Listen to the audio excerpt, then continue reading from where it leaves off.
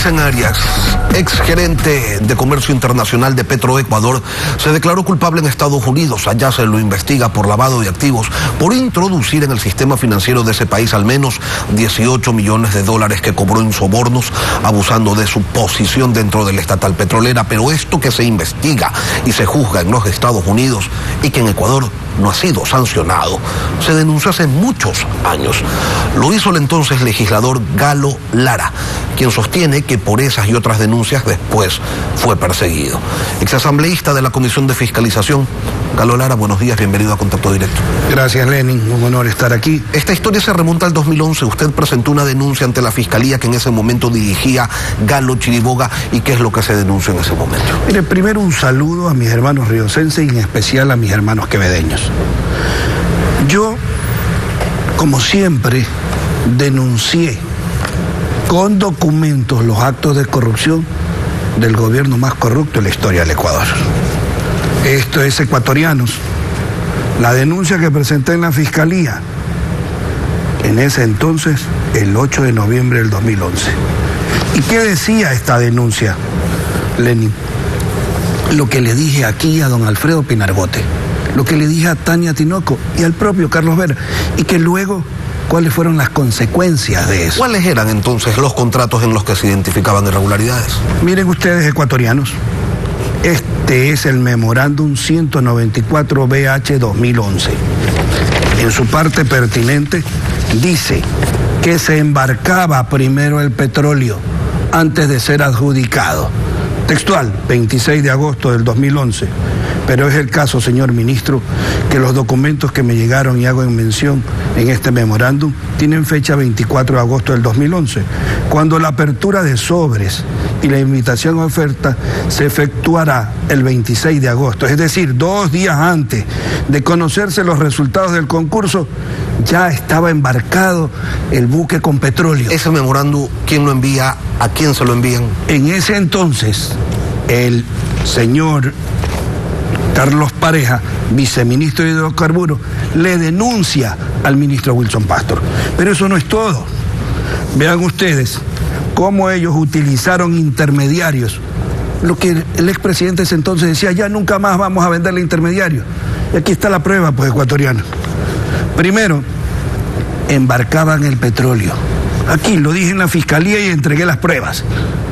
Le daban 45 días para que lo vayan a vender y al día 46 venían a pagarlo. Pero lo más grave, Lenin, es que cuando le pregunto a Petroecuador, sírvase decirme dónde está la platita de los créditos de Petrochina, mire lo que me contestan. Al respecto me permito indicar que Petroecuador suscribió 2 contratos de compraventa de crédito con Petrochina que contemplan pagos anticipados en esa relación comercial sobre 1.000 millones cada uno.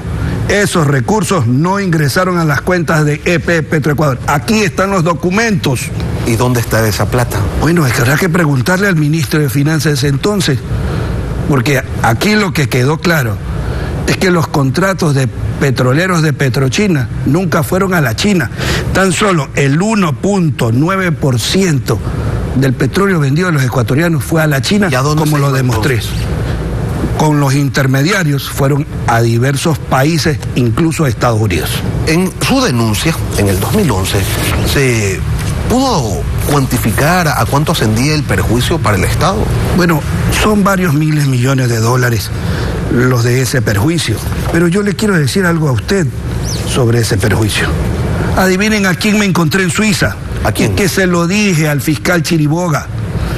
Me encontré en Suiza al señor Nilsen Arias, gerente de Comercio Internacional de Petroecuador. Aquí está mi declaración.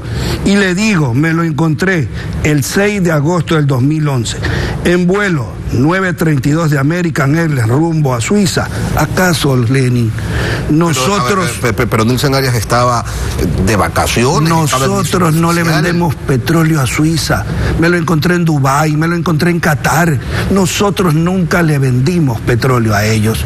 Al contrario, los comisionistas de Carondelet viajaban con Nilsen Arias a repartirse las comisiones de estas ventas de contratos petroleros. Ahora, ¿quiénes eran esos otros comisionistas? Pero la cadena de corrupción es grande.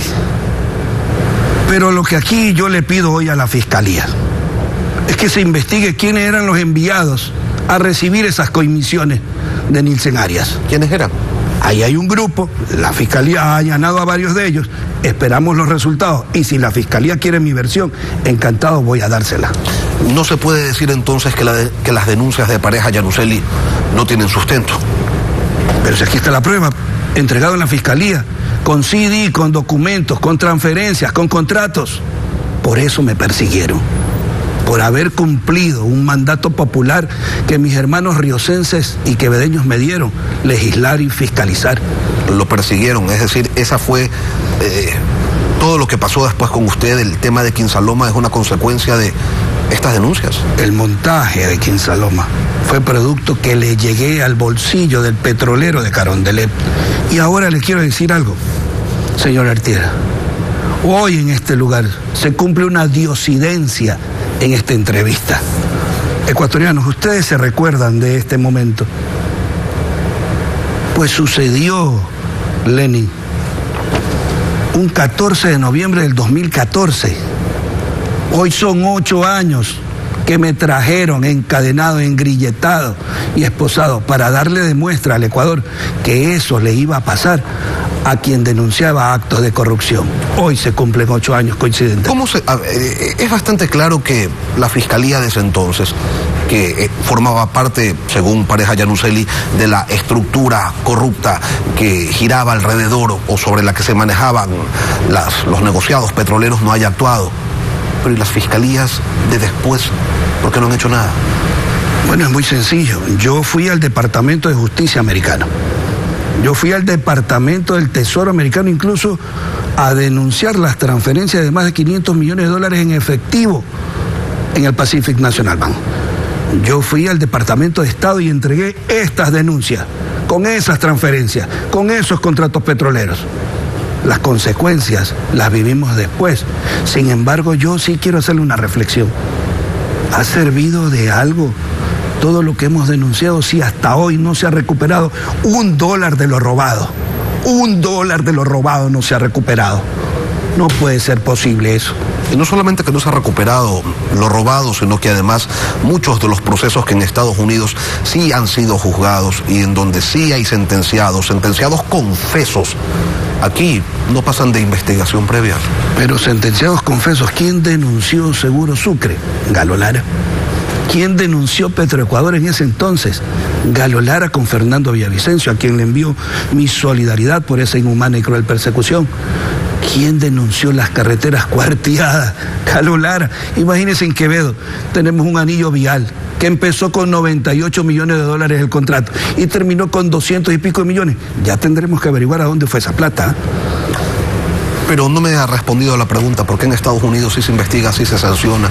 Tienen las confesiones de exfuncionarios ecuatorianos allá en ese país y parece que el intercambio de información no funciona porque acá la Fiscalía no actúa. Mire, en ese entonces, el tío del presidente era el fiscal de la Nación. Yo le hablo de este entonces. Y yo le hablo desde ese entonces hasta la fecha, porque las denuncias ahí están todavía. Desde el 2011 las presenté toditas con documentos. Pero hoy en día es la justicia americana la que revela esto y la que le envía a la Fiscalía de Ecuador la confesión de parte de cómo se robaron hasta la esperanza de los ecuatorianos. Independientemente de los tiempos transcurridos, es válido recordar algo. El peculado no prescribe. Mi denuncia fue por peculado presentada, Allen. Aquí está la prueba, ecuatorianos. ¿Será que se destapa ahora sí la olla de grillos? Esperemos, porque ahí están las pruebas, ahí están las transferencias, ahí están las personas que viajaron, a dónde viajaron y con quiénes viajaron para transferir esos dineros a quiénes, al petrolero de Carondelet. Pronto lo sabremos. Galo Lara, ex asambleísta, exmiembro también pues de la Comisión de Fiscalización. Gracias, Galo, por venir a Contacto Directo. A usted, Lenin.